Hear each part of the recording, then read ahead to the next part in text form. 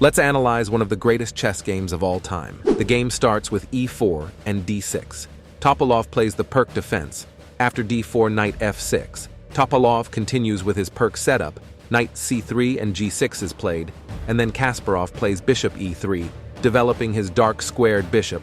Topalov responds with bishop g7. Maintaining the Perk setup, Kasparov then plays queen d2, setting up a battery on the diagonal, targeting black's powerful dark-squared bishop, a key defender and attacker.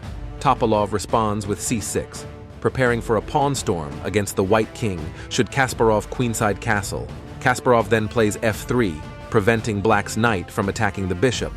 Topalov plays b5, initiating a queenside attack, and Kasparov plays knight ge2. Aiming for a kingside assault, Topalov continues development with knight bd7. Kasparov plays bishop h6, attempting to eliminate the bishop. Topalov exchanges bishops, but this weakens his kingside. Kasparov captures back with his queen, and Topalov develops his light-squared bishop to b7.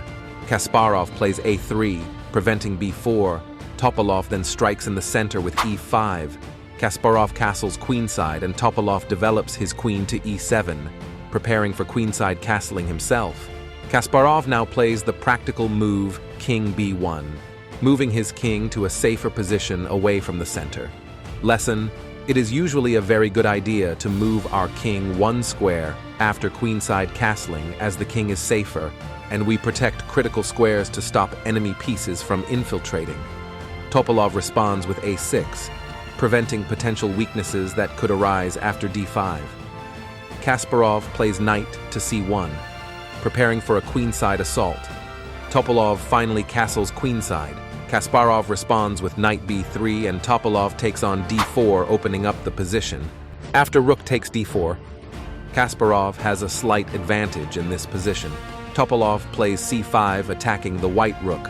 After Kasparov retreats to d1, Topalov plays knight b6, intending to open up the center. Lesson: make sure all your pieces are defended before advancing pawns into the center of the board. Kasparov then plays g3 with the plan of activating his light-squared bishop via h3, and Topalov responds with king b8. Getting his king out the center, Kasparov plays knight a5, attacking Topalov's light-squared bishop, and Topalov responds with bishop a8, evading capture. Kasparov then plays bishop h3, attacking light squares and restricting the black king's movement by blocking c8. Topalov plays d5, striking in the center once again. Kasparov responds with queen f4 check, and Topalov moves his king out of danger to a7.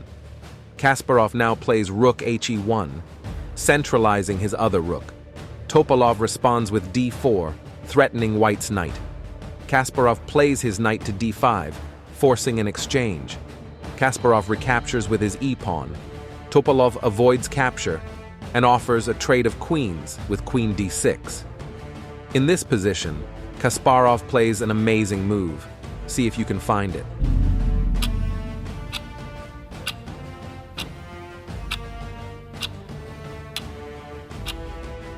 Kasparov now plays the incredible move rook takes on d4, sacrificing the rook. Topalov takes the rook in his trademark attacking style, and Kasparov follows this move up with another brilliant sacrifice. Rook e7 check! If black takes the rook with his queen, then it's checkmate. Let's go through the variations now. After queen takes on d4, the king has to go back to b8. Then Kasparov's queen can come into b6 with a check. If black blocks with the queen, then white has a beautiful checkmate with knight c6.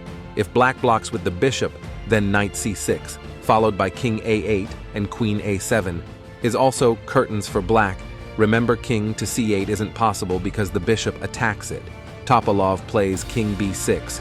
Kasparov captures the pawn on d4 with queen takes d4, and Topalov responds by capturing the knight on a5. Kasparov then plays b4 check, forcing Topalov's king to a4. Kasparov now plays queen c3 with the idea of queen b3 checkmate. Topalov responds with queen takes on d5, avoiding the mate. Kasparov now plays rook a7, threatening checkmate on a6. Topalov now plays the best move bishop b7, defending the a6 pawn.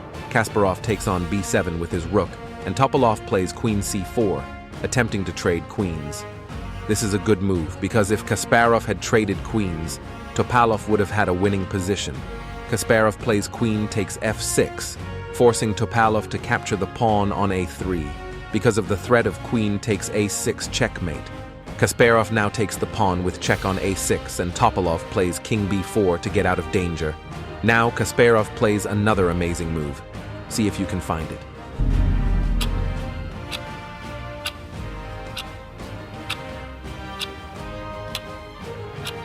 Kasparov plays the absolutely brilliant move, c3 check. Kasparov continues with queen a1 check, and then Topalov plays king d2, avoiding brutal attacks from white's queen and rook. Kasparov checks again on b2, and Topalov plays king d1. Kasparov then finds a fourth brilliant move, bishop f1. Topalov can't move his queen. Let's go through the variations now. If Topalov plays a move like queen c5, then queen e2 would be checkmate on the next move.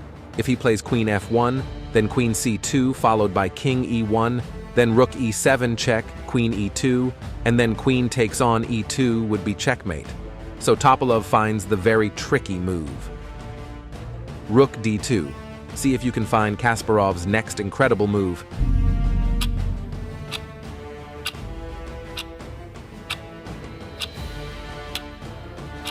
Kasparov plays the brilliant and only winning move, rook d7, pinning Topalov's rook and threatening mate in one with queen d7. So Topalov is forced to take his rook on d7. Kasparov then takes Topalov's queen with his bishop, and Topalov captures back with the pawn. Kasparov then takes the rook on h8, and Topalov plays rook d3, helping to promote his pawn. Kasparov plays queen a8, defending f3 and preparing to give a check on a4. Topalov plays c3, trying to counterattack. Kasparov checks Topalov's king with queen a4, and Topalov plays king e1 to get out of danger. Kasparov defends his f-pawn with the move f4, shutting down any counterplay for black and Topalov counters with f5. Kasparov then plays king c1, stopping black's c-pawn and rook d1 check. Topalov responds by playing rook d2, attacking the h2 pawn and trying to promote the pawn. Kasparov then plays queen a7, attacking white's kingside pawns and preventing rook h2. This is because if rook h2, queen g1 check, the king has to move, and Kasparov can take the rook on h2. Topalov resigns on move 44, acknowledging his inevitable defeat in this position. An incredible battle by two great champions. Afterwards, Kasparov said that Topalov was helpless to save the game after he accepted Kasparov's rook sacrifice on move 24. Like and subscribe to 5 Head Chess for more amazing chess content.